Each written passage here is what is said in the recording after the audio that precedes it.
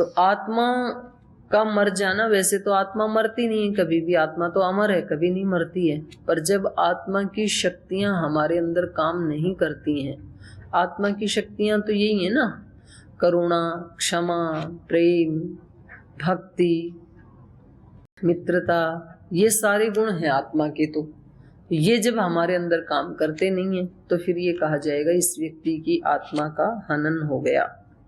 तो यहाँ पर भी सीता का आहरण तभी रावण कर पाया जब श्री राम और लक्ष्मण कुटिया में नहीं थे। त्वया विरहिता देवी लक्ष्मणेन च राघव ह्रियमाणा मया दृष्टा रावणेन बलियसा सीताम अभ्यवपन्नोहम रावणश्च रणे मया। और कह रहे हैं मैंने सीता को अभ्यवपन्नो अहम, मैं उसकी रक्षा कर रहा था। तो जब मैं उसकी रक्षा कर रहा था, रावणश्च मया रणे विध्वंसित, मैंने रावण के साथ युद्ध भी किया, उसका रथ आदि का मैंने विध्वंस भी किया। रथश्च अत्र पातित धरणी तले, उसके रथ को तोड़ करके धरणी तल पर भी गिराया। माने मेरे से जितना हो सकता था उतना तो मैंने उसका सामना किया, युद्ध किया उसके साथ, उसका विध्वंस करना चाहा। लेकिन उस समय तो रावण ही बलवान था। तो एक समय हमारे अंदर आसुरी प्रवृत्ति की प्रबलता होती है, तो एक समय दैवी संपदा की प्रबलता होती है। दैवी संपदा की प्रबलता तभी होती है जब हम नियमित रूप से, अखंड रूप से ध्यान, भजन, साधन, उपासना आदि करते हैं। नहीं करते हैं तो फिर वो वीक पड़ जाती है वो वाली शक्ति, और फिर हमारे से दूसरे कार्य बड़े अनायास रूप से होते ही रहते हैं। तो इसीलिए महर्षि दयानंद ने भी कहा कि भाई जो साधक व्यक्ति है ना, जो उपासना आदि करता है, वो धनहीन हो तो भी उससे डरना चाहिए, क्योंकि उसके पास बहुत पावर होती है। और जो आध्यात्मिक व्यक्ति नहीं है, साधन भजन नहीं करता है, वो चक्रवर्ती सम्राट भी क्यों ना हो, उससे कभी नहीं डरना चाहिए, क्योंकि उसकी आत्मा में बल नहीं होता है। तो ये जो चाणक्य आदि ने, जो धनंजय आदि ऐसे महान महान राजाओं को टक्कर देने का काम किया, तो कैसे किया? उनके पास आत्मबल ज्यादा था, और दूसरे के पास धन तो था लेकिन आत्मिक बल नहीं था। तो संसार में सबसे बड़ा बल कौन सा है? आत्मिक बल और आध्यात्मिक बल।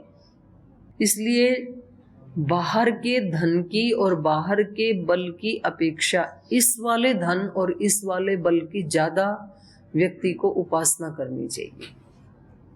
आध्यात्मिक बल सबको बढ़ाना, और वो सबका बढ़ सकता है। बाहर का जो धन है वो सबको बढ़ ही जाए ये निश्चित नहीं है, क्योंकि उसकी अलग कला होती है, धन आदि कमाने की, बिजनेस आदि करने की, वो अलग कला, वो सबको आए ये जरूरी नहीं है। लेकिन आत्मा सबके पास है, इसलिए आध्यात्मिक रूप से सब व्यक्ति बलवान हो सकते हैं, उसमें कोई भेदभाव नहीं है। अनपढ़ भी हो सकते हैं, विद्वान भी हो सकते हैं, कोई भी हो सकता है उसमें। तो जो अनपढ़ है वो विद्वानों का अपमान करते रहते हैं, बोले ये अपने विद्या के उसमें अहंकार में, अभिमान में रहते हैं, ये इनका आध्यात्मिकता से कोई लेना देना नहीं है। और जो विद्वान हैं वो अनपढ़ लोगों का अपमान करते रहते हैं। जब इन्होंने शास्त्र पढ़ाई नहीं, इनको कुछ पता नहीं है, ऐसे अंधेरे में तुक्के तीर मार रहे हैं, इनको कुछ नहीं पता है, ये कभी समाधि को प्राप्त नहीं होंगे। और दोनों एक दूसरे को ब्लेम करते हुए पहुंचता कोई कहीं नहीं है। और जो आगे बढ़ रहा है वो इधर उधर देखता ही नहीं है, उसको अपने काम से काम रहता है। मुझे कैसे मेंटेन करना है अपने शरीर को, अपने मन को, विचारों को, भावनाओं को, क्योंकि मेरा कार्य तो मुझे ही करना है। ठीक है, गुरु प्रेरणा देते हैं, गुरु राह बताते हैं, लेकिन चलना तो खुद होता है ना साधक को। गुरु हमारे माध्यम से काम कर सकते हैं, लेकिन हमारे लिए काम नहीं कर सकते। भगवान हमारे माध्यम से काम कर सकते हैं, पर हमारे लिए नहीं कर सकते हैं कुछ भी। निमित्त व्यक्ति को स्वयं बनना पड़ता है। गुरु हमारे लिए सब कुछ कर सकते हैं, लेकिन माध्यम किसको बनाएंगे? हमें ही बनाएंगे। माध्यम तो बनना पड़ेगा ना, उनका यंत्र तो बनना पड़ेगा। हम यूं कहें कि हम तो बिल्कुल भी कुछ भी नहीं करेंगे और आप ही कर दो सब कुछ, फिर नहीं हो पाएगा। अत्यंत प्रीति होने के बावजूद भी, अत्यंत करुणा की भावना होने के बावजूद भी नहीं हो सकता है, पॉसिबल ही नहीं है। नहीं तो सारे जो ऋषि मुनि हैं वो अपने अपने शिष्यों को ऋषि बना देते, नहीं बना सकते।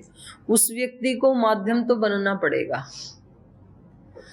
जितने भी जो महाज्ञानी थे वो अपने पुत्र पुत्रियों को महाज्ञानी बना देते, नहीं बना सकते, उनको माध्यम बनना पड़ता है। तो ये कह रहे हैं कि मैंने उनके साथ युद्ध भी किया और मैंने उनको रोकने की भी कोशिश की, यद्यपि वृद्ध होते हुए भी मैंने उनके रथ को भी धरती पर गिराया और कुछ जो टूटे फूटे जो अवशेष हैं वो उसका प्रमाण है, लेकिन वो उनको लेकर के गया। तो क्योंकि उस समय राम और लक्ष्मण पास में नहीं है, इसलिए रावण के बल की प्रबलता है उस समय। तो वही मैं कह रही थी कि हमारे जीवन में कभी कभी आसुरी शक्तियों की प्रबलता होती है, हम चाहते हुए भी स्थिति को अपने कंट्रोल में नहीं कर पाते हैं। और कभी कभी जब दैवी संपद की प्रबलता होती है तो बाहर की जो प्रतिकूलताएं हैं वो हमारे ऊपर हावी नहीं होती हैं, आती तो हैं पर हम आसानी से उनको झेल लेते हैं, सहन कर लेते हैं। एतदस्य धनुः भग्नम एतदस्य शरावरम परिश्रान्तस्य मे पक्षौ छित्त्वा खड्गेन रावणः। बोले रावण ने देखो ये एतद अस्य धनुर्भग्नम, रावण का ये टूटा हुआ धनुष पड़ा हुआ है। एतद अस्य शरावरम, ये उसके श्रेष्ठ बाण हैं। तो इसका मतलब धनुष बाण कोई पक्षी तो चला नहीं सकता है अपने पंजे से, धनुष बाण कौन चला सकता है? मनुष्य ही चला सकता है।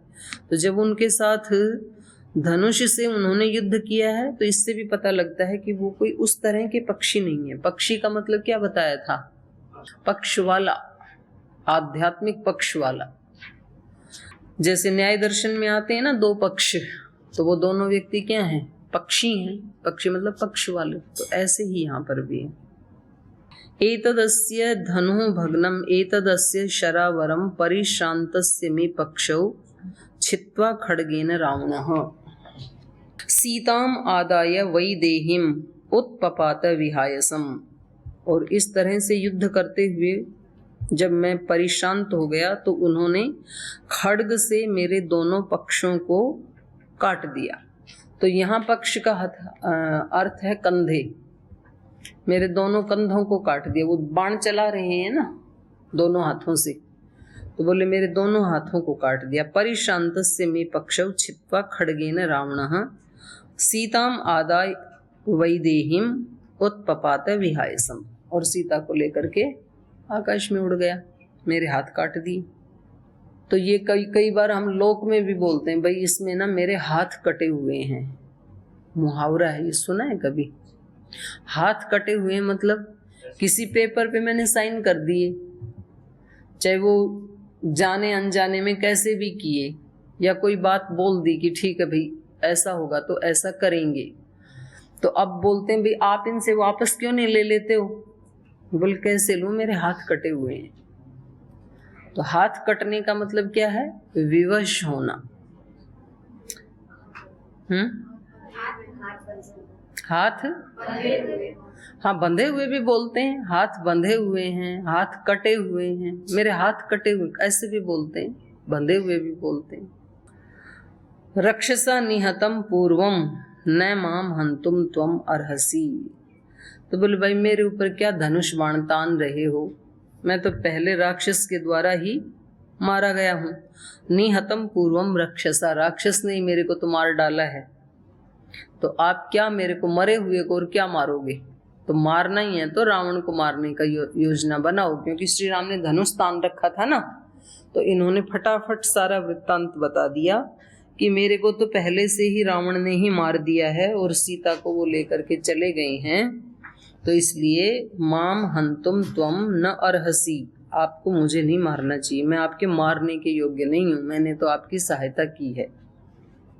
रामः तस्य तु विज्ञाय वाष्पपूर्ण मुखः तदा, तो जब श्री राम ने उनका वाष्पपूर्ण मुख देखा, अश्रुओं से पूर्ण परिपूर्ण मुख को जब देखा और सारा वृत्तांत जब जाना, तस्य रामः तस्य तु विज्ञाय, उसका सारा वृत्तांत जान करके द्विगुणी कृतता कृत आताप आर्तः, और ज्यादा द्विगुणा उनका ताप हो गया, उससे और ज्यादा करुणा से युक्त हो गए श्री राम। मतलब एक तरह से अपने ऊपर एक ग्लानि का भाव उनको फील हुआ।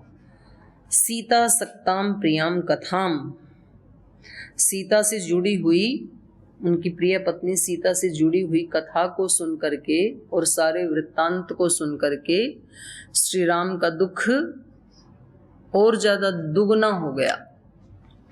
गृध्रराजं परिष्वज्य परित्यज्य महद्धनुः निपपातवशो भूमौ रुरोद सह लक्ष्मणः, राज्याद्भ्रंशो वनेवासः सीता नष्टा द्विजो हतः, ईदृशीयं ममालक्ष्मीर्निदहेदपि पावक। ये निदहेद कर लो है ना, निहेद नहीं है, द इधर आएगा।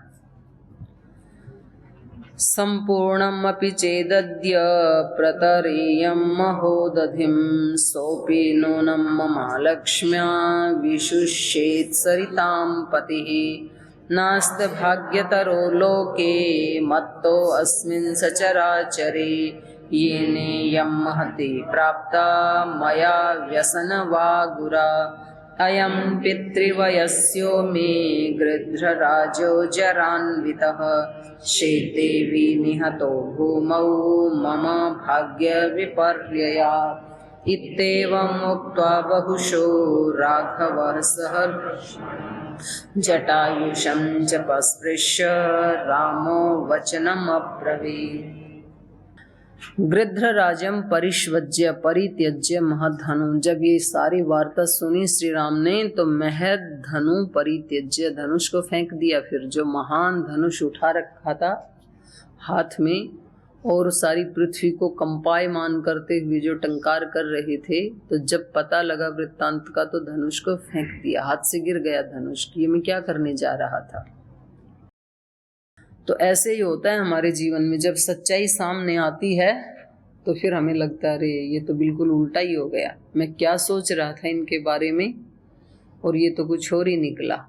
जो मेरा सबसे ज्यादा हितैषी था, हित करने वाला था, उसको ही मैंने क्या मान लिया था, अपना दुख देने वाला, अपना शत्रु मान लिया था। तो महद धनु परित्यज्य गृध्राजम परिष्वज्य, गृध्राज को गले से लगा लिया उन्होंने। निपपात अवशौ भूमौ, जो अवश्य बेचारे विवश होकर के जो भूमि पर गिरे हुए थे गृध्रराज, उनको गले से लगा लिया। रुरोद सह लक्ष्मण, और लक्ष्मण सहित दोनों ही भाई रोने लगे कि हमने इनके बारे में जो सोचा था कि इन्होंने सीता को खाया है और इन्होंने तो उल्टी हमारी सहायता भी की है, उनके साथ युद्ध किया और अपने जीवन को खो दिया। इन्होंने हमारे सहायता करने के लिए अपने जीवन की बाजी लगा दी, अपने जीवन का बलिदान दे दिया। राज्यात् भ्रंशः वने वासः सीता नष्टा द्विजो हतः, ईदृशीयं मम अलक्ष्मी निदहेद अपि पावकम। तो फिर से श्री राम, क्योंकि श्री राम बहुत ज्यादा शोक से युक्त है ना, तो वो पूरी बातें बार बार वो स्मरण में आ रही हैं कि देखो राज्यात् भ्रंशः, राज्य चला गया, विपदा कहाँ से शुरू हुई, राज्य चला गया। वने वास, राज्य जाए तो कोई बात नहीं, कम से कम अयोध्या में तो रहते स्वजन परिजनों के बीच में, वहां से वनवास हो गया, वहां भी नहीं रहने दिया। राज्यात् भ्रंश वने वास, और वन में भी चलो फिर तीनों जने इकट्ठे थे तो हमने अपने वहां भी समझौता कर लिया था, ये भी एक जीवन है, अच्छे से रह रहे थे। अब वहां से सीता माता का आहरण हो गया, सीता नष्टा। और सीता तो गई सो गई, जो ये हमारे हितैषी थे ये भी चल बसे, हमारे कारण युद्ध करते हुए। द्विजो हतः, जटायु का भी मरण हो गया। तो एक के बाद दूसरा दुख मिलता ही जा रहा है। वो अंग्रेजी में कहावत है ना, मिसफॉर्च्यून्स नेवर कम अलोन। विपत्तियां कभी अकेली नहीं आती हैं, पूरे परिवार के साथ आती हैं। क्योंकि एक्चुअली जब कोई पाप का फल विपाक को प्राप्त होता है तो उसके साथ में छोटे छोटे पाप जितने भी थे कई कई जन्मों की, वो सारे अपना फल देने के लिए साथ में आके जुड़ जाते हैं। ऐसा ही विधान है। और जब खुशियां आती हैं तब खुशियां भी अकेली नहीं आती। जब कोई पुण्य विपाक को प्राप्त होता है तो उसका फल जब मिलने लगता है तो फिर बहुत सारी खुशियां मिलने लगती हैं। इसलिए बोलते हैं भाई, संसार में बड़े आदमी को सब चाहने लगते हैं। जिसके पास सब कुछ है उसको सब लोग देना चाहते हैं, और जिसके पास कुछ नहीं है उसको अपने लोग भी कुछ नहीं देते हैं। दूसरों की तो बात ही छोड़ो।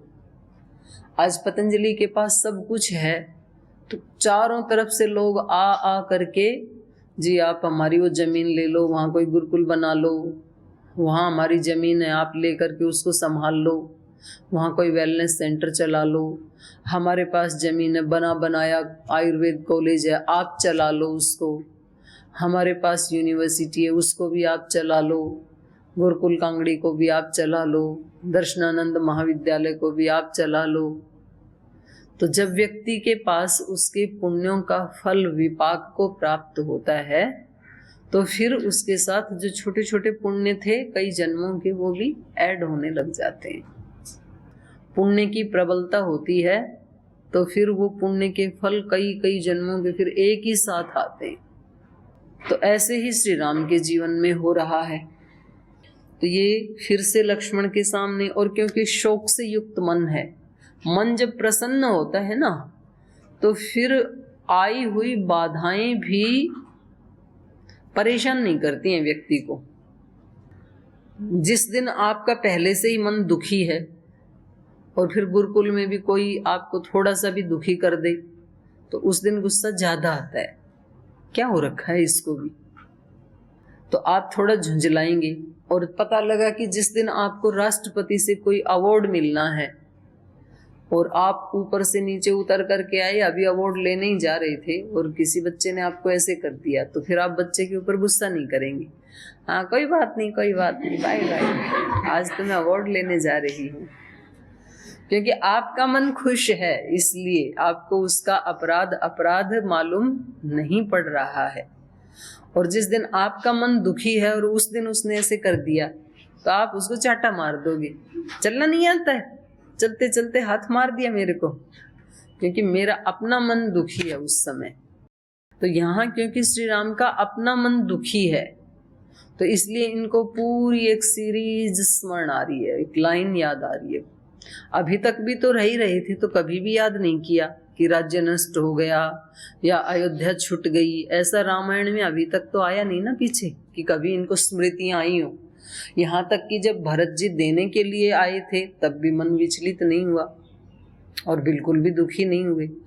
अब क्योंकि सीता का आहरण होने से एक बड़ा दुख जीवन में आ गया, इसलिए पीछे के जो छोटे छोटे थे जो कहीं ना कहीं कोने में पड़े हुए थे वो भी साथ आकर के एड ऑन हो गए। राज्याद भ्रंशो वने वास सीता नष्टा द्विजो हतः ईदृशी इयम मम अलक्ष्मी।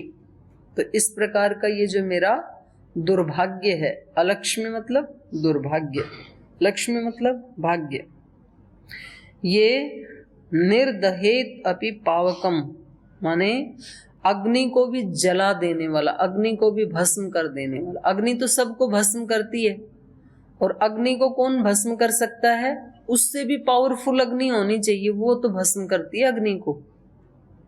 तो बोले मेरा ये जो दुख की अग्नि है ना ये इतनी प्रबल हो गई है इस समय कि ये अग्नि को भी भस्म कर सकती है। तो इतना बड़ा दुख आ गया जीवन में। ईदृशी इयं मम अलक्ष्मी निदहेद अपि पावकम संपूर्णम अपि चेदद्य प्रतरेयं महोदधिम सोऽपि नूनं मम अलक्ष्म्या विशुष्येत सरिताम पतिः। बोले आज तो ऐसी स्थिति आ गई है जीवन में कि संपूर्णम अपि चेद अद्य प्रतरेयम महोदधिम, अगर मैं अपने इस सारे दुख की, संताप की शांति के लिए समुद्र में भी छलांग लगाऊं तो सो अपि नूनम मम अलक्ष्म्या, तो वो भी मेरे दुर्भाग्य के कारण मुझे गीला नहीं करेगा, शांति नहीं देगा, शीतल नहीं करेगा, बल्कि मेरे इस अपने दुर्भाग्य के कारण विशुष्येत सरिताम पतिः, सब सरिताओं का जो स्वामी है अर्थात समुद्र, सरिताम पति महोदधिम, जो सब नदियों का स्वामी समुद्र है, वो भी आज मेरे इस दुर्भाग्य के कारण मुझे शांति नहीं दे पाएगा। अगर मैं अपने इस दुख की अग्नि को शांत करने के लिए समुद्र में भी छलांग लगाऊं ना, जो इतनी बड़ी जल राशि है, तो वो जल राशि भी आज तो मुझे शांत नहीं कर पाएगी। तो इतना ज्यादा दुख बढ़ गया है। और दुख घटनाओं से नहीं बढ़ता है। आप ये मत सोचना कि श्री राम को तो भाई इतना दुख होना स्वाभाविक ही है, राज्य छूट गया, पत्नी का आहरण हो गया, स्वजन परिजन पिता चले गए, धन ऐश्वर्य चला गया, तो ये इतने दुखी हैं। कभी किसी व्यक्ति को छोटी हानि से भी बहुत बड़ा दुख हो सकता है। दुख कम या ज्यादा किसके अकॉर्डिंग होता है? हमारी क्षमता के अकॉर्डिंग होता है। हमारे अंदर सहन करने की क्षमता कितनी है, उसके अकॉर्डिंग सुख या दुख छोटा और बड़ा होता है। दुख छोटा तब हो जाता है जब हमारी सहन करने की क्षमता ज्यादा होती है, और दुख बड़ा तब हो जाता है जब हमारी सहन करने की क्षमता कम होती है। एक चींटी को तो आप ऐसे हल्का सा पैर रख दोगे तो यही उसके लिए तो महान दुख है। ऐसे आप उंगली से दबा दो एक चींटी को, छोटी उंगली से दबा दो, तो उसके लिए तो मानो पहाड़ ही टूट पड़ा, तो उसके लिए तो यही महान दुख है, क्योंकि उसकी क्षमता कम है।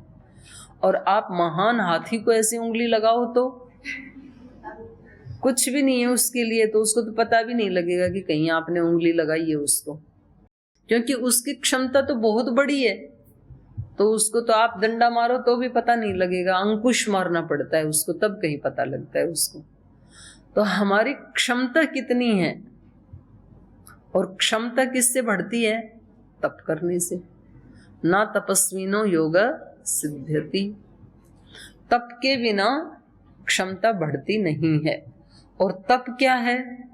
तपो द्वंद्व सहनम, द्वंद्व सबके जीवन में आते हैं, तो उनको सहन करके जो अपने कर्तव्य कर्म को कभी नहीं छोड़ता है, वो व्यक्ति बलवान होता चला जाता है, उसकी क्षमताएं बढ़ेंगी। ये तप हो रहा है उसके जीवन में।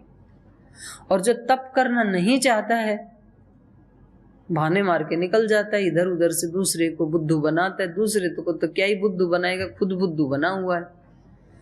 तप का अवसर आया था जीवन में, किया नहीं, और अपने आप को स्मार्ट समझता है, देखो मैं कितना कुशल हूं, दूसरे को बुद्धू बना के बच गया। मैं तो बुद्ध दूसरे को नहीं बनाया, अपने आप को बना लिया।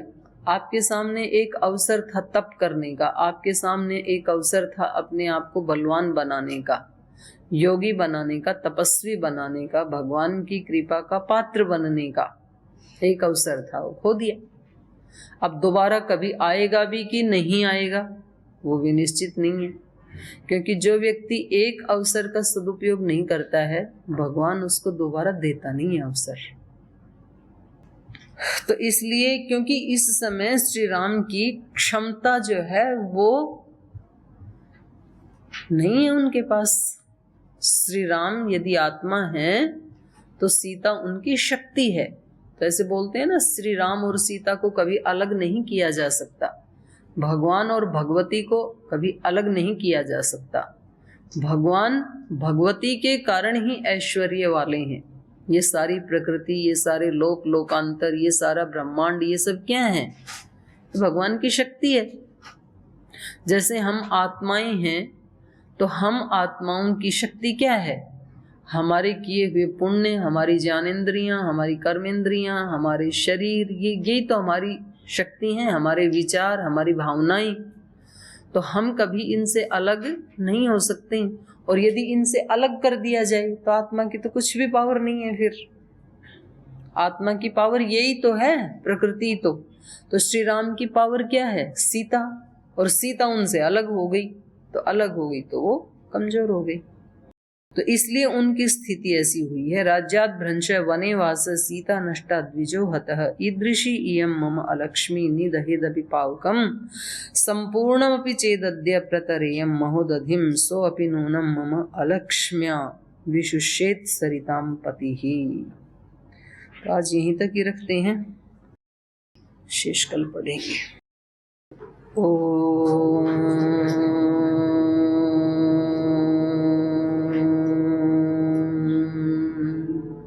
शांति शांति शांति।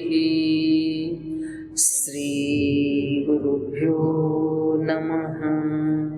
हे हृदयेश्वर, हे सर्वेश्वर, हे प्राणेश्वर, हे परमेश्वर, हे हृदयेश्वर, हे सर्वेश्वर, हे प्राणेश्वर, हे परमेश्वर, हे समर्थ, हे करुणा सिंधु, हे समर्थ, हे करुणा सिंधु, विनती स्वीकार करो, विनती स्वीकार करो। भूल दिखाकर उसे मिटाकर, भूल दिखाकर उसे मिटाकर अपना प्रेम प्रदान करो, अपना प्रेम प्रदान करो। पीड़ हरो हरि, पीड़ हरो, पीड़ हरो हरि, पीड़ हरो, पीड़ हरो हरि, पीड़ हरो, पीड़ हरो हरि, पीड़ हरो। हे हृदयेश्वर, हे सर्वेश्वर, हे प्राणेश्वर, हे परमेश्वर, हे प्राणेश्वर, हे परमेश्वर, हे प्राणेश्वर, हे